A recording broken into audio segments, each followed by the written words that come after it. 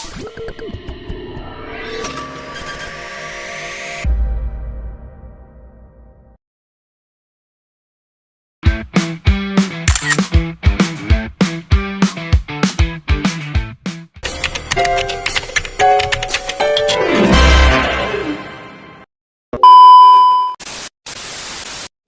Go Digital memanfaatkan media sosial untuk meningkatkan nilai jual hasil pertanian.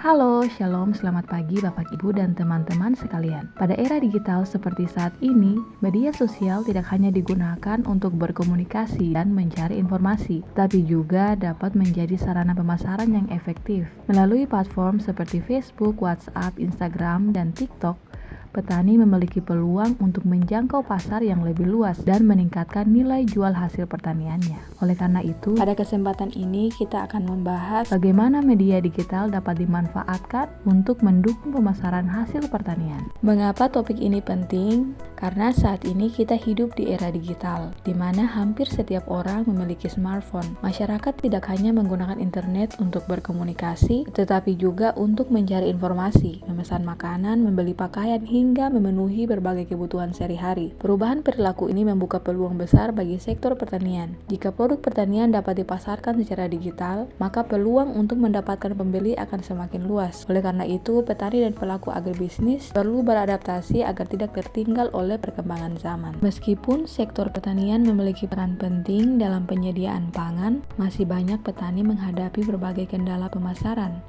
Salah satu masalah yang sering terjadi adalah ketergantungan pada perantara atau pengepul. Akibatnya, petani seringkali menerima harga yang lebih rendah dibandingkan harga yang dibayar konsumen. Selain itu, keterbatasan informasi pasar membuat petani sulit mengetahui peluang penjualan yang lebih menguntungkan. Pemasaran digital adalah proses memperkenalkan dan menjual produk melalui media berbasis internet. Dalam konteks agribisnis, pemasaran digital memungkinkan petani mempromosikan hasil panen kepada konsumen secara langsung melalui foto, video, dan informasi produk yang menarik. Calon pembeli dapat melihat kualitas produk tanpa harus datang ke lokasi. Salah satu alasan media sosial menjadi sarana pemasaran yang efektif adalah karena penggunaannya relatif mudah. Bahkan dengan telepon genggam sederhana, seseorang sudah dapat mempromosikan produknya kepada ratusan, bahkan ribuan orang. Selain itu, media sosial memungkinkan komunikasi yang cepat antara penjual dan pembeli, sehingga proses transaksi menjadi lebih praktis.